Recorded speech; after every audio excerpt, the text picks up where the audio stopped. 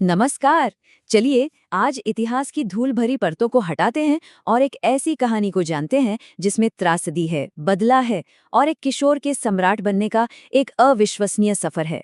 सोचिए, एक राजा की हत्या हो जाती है, एक राजकुमारी को बंदी बना लिया जाता है और फिर एक टीनेज लड़का कैसे राख से एक साम्राज्य खड़ा कर देता है। यही सवाल हमें सीधे 7वीं सदी के भारत में ले जाता है, जहां एक साम्राज्य मुसीबतों से घिरा था और एक युवा राजकुमार को सब कुछ संभालना था। तो ये कहानी शुरू होती है उत्तर भारत के एक शक्तिशाली राज्य पुष्यभूति साम्राज्य से। ये अपनी समृद्धि और ताकत के लिए जाना जाता था। एक ऐसा राज्य जहां पहली नजर में सब कुछ ठीक लग रहा था। उस वक्त राजा थे प्रभाकर वर्धन। उनके शासन में ये साम्राज्य शक्ति और स्थिरता का प्रतीक था। लेकिन जैसा कि इतिहास में अक्सर होता है, शांति का ये दौर ज्यादा दिन टिकने वाला नहीं था। शाही शादियां अक्सर ताकत का खेल होती हैं, राज्यों को जोड़ने का एक जरिया। पर यहाँ एक शादी ने एक ऐसी तबाही की शुरुआत की जिसकी किसी ने कल्पना भी नहीं की थी। और फिर पहला झटका लगा। कन्नौज के राजा, जो हर्ष के बहनोई थे, उनकी बेरहमी से हत्या कर दी गई। ये सिर्फ एक राजा का कत्ल नहीं था, बल्कि पुष्यभूति वंश के सम्मान पर एक गहरा हमला था। लेकिन बात यहीं खत्म नहीं हुई। हमलावर ने राजकुमारी राज्यश्री को ही बंदी बना लिया। अब यह लड़ाई सिर्फ राज्य की नहीं, बल्कि परिवार की इज्जत की भी बन गई थी। सिंहासन के वारिस हर्ष के बड़े भाई राज्यवर्धन अपनी बहन को बचाने और बदला लेने के लिए निकले।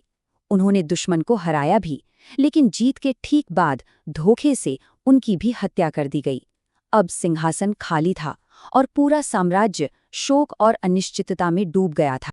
तो इसी केओस के बीच, इसी निराशा के अंधेरे में एक ऐसे नौजवान को आगे आना पड़ा जिसके कंधों पर अब पूरे साम्राज्य का बोझ आ गया था। उम्र सिर्फ 16 साल। जी हाँ, सोचकर देखिए, साल है 606 एडी और एक 16 साल का लड़का एक ऐसे साम्राज्य की बागडोर संभाल रहा है जिसका राजा मारा जा चुका है, राजकुमारी कैद में है और उसका बड़ा भाई जो अगला वारिस था वो भी धोखे से मार दिया गया है। इस युवा सम्राट के सामने दो ही मकसद थे और दोनों ही बेहद पर्सनल।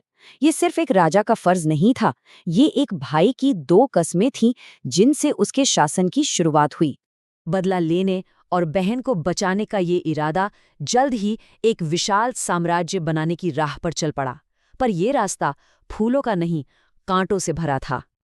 अब देखिए, इतिहास को हम सबूतों से जानते हैं, राइट? और हर्ष के दौर का एक बहुत बड़ा सबूत है ये ऐहोल शिलालेख। इंटरेस्टिंग बात यह है कि ये सिर्फ उनकी जीत की कहानियां नहीं सुनाता, बल्कि उनकी एक बहुत बड़ी हार का भी जिक्र करता है। तो यहाँ हर्ष की मिलिट्री पावर की दो अलग अलग तस्वीरें दिखती हैं। एक तरफ उन्होंने पूरब में अपने भाई के कातिल राजा शशांक को हराकर अपना बदला पूरा किया। वहीं दूसरी तरफ जब वो दक्षिण की ओर बढ़े तो नर्मदा नदी के किनारे उन्हें चालुक्य सम्राट पुलकेशी द्वितीय से करारी हार का सामना करना पड़ा। ये हार हमें याद दिलाती है कि इतिहास के बड़े से बड़े सम्राट भी हमेशा अजेय नहीं होते। लेकिन हर्ष की विरासत सिर्फ जंग के मैदान में नहीं लिखी गई। वो जितने बड़े योद्धा थे, उतने ही बड़े कला, साहित्य और धर्म को चाहने वाले भी थे। उनकी अपनी रिलीजियस जर्नी भी काफी दिलचस्प है। शुरू में वो शिव और सूर्य की पूजा करते थे, लेकिन फिर उनकी जिंदगी में एंट्री हुई मशहूर चीनी यात्री ह्वेनसांग की, और उनके असर में आकर वो महायान बौद्ध धर्म के एक बहुत बड़े संरक्षक बन गए। और ह्वेनसांग कोई मामूली यात्री नहीं थे। वो एक महान स्कॉलर थे जिन्होंने उस जमाने की सबसे बड़ी यूनिवर्सिटी नालंदा में पढ़ाई की। हर्ष से उनकी मुलाकात ने न सिर्फ सम्राट की सोच बदली, बल्कि दो महान सभ्यताओं के बीच ज्ञान के लेन देन का एक नया चैप्टर भी शुरू किया। उस दौर में लिटरेचर भी अपने पीक पर था। और सबसे कमाल की बात तो ये है कि सम्राट हर्ष खुद एक शानदार प्लेराइट्स थे। उन्होंने 3 मशहूर संस्कृत नाटक लिखे। उन्हीं के कोर्ट पोएट बाणभट्ट ने उनकी जीवनी हर्ष चरित्र लिखी, जो आज भी उस जमाने को समझने के लिए एक खजाने की तरह है। देखिए, एक महान सम्राट की पहचान सिर्फ लड़ाइयों से नहीं, बल्कि उसके बनाए एडमिनिस्ट्रेशन से भी होती है। तो चलिए देखते हैं कि हर्ष ने अपने इतने बड़े साम्राज्य को चलाया कैसे। हर्ष का एडमिनिस्ट्रेटिव सेटअप काफी वेल ऑर्गेनाइज था। पूरा साम्राज्य प्रांतों में बटा था, जिन्हें भुक्ति कहते थे। हर भुक्ति को जिलों में बांटा गया, जिन्हें विषय कहा जाता था, और इस पूरे सिस्टम की फाउंडेशन थी ग्राम, यानी गांव, जो एडमिनिस्ट्रेशन की सबसे छोटी मगर सबसे जरूरी यूनिट थी। अब कोई भी एम्पायर बिना रेवेन्यू के तो चल नहीं सकता, तो हर्ष के साम्राज्य की इनकम का मेन सोर्स था लैंड टैक्स, जिसे भाग या उद्रंग कहते थे।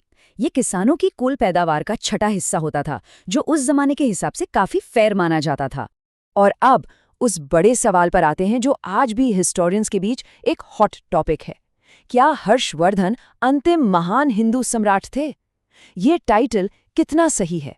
ये सवाल हमें ये सोचने पर मजबूर करता है कि हम इतिहास को कैसे देखते हैं और ग्रेटनेस को नापने के हमारे पैमाने क्या हैं। और शायद यही वो सवाल है जो हर्षवर्धन की लेगेसी को आज भी इतना रेलेवेंट बनाए हुए है।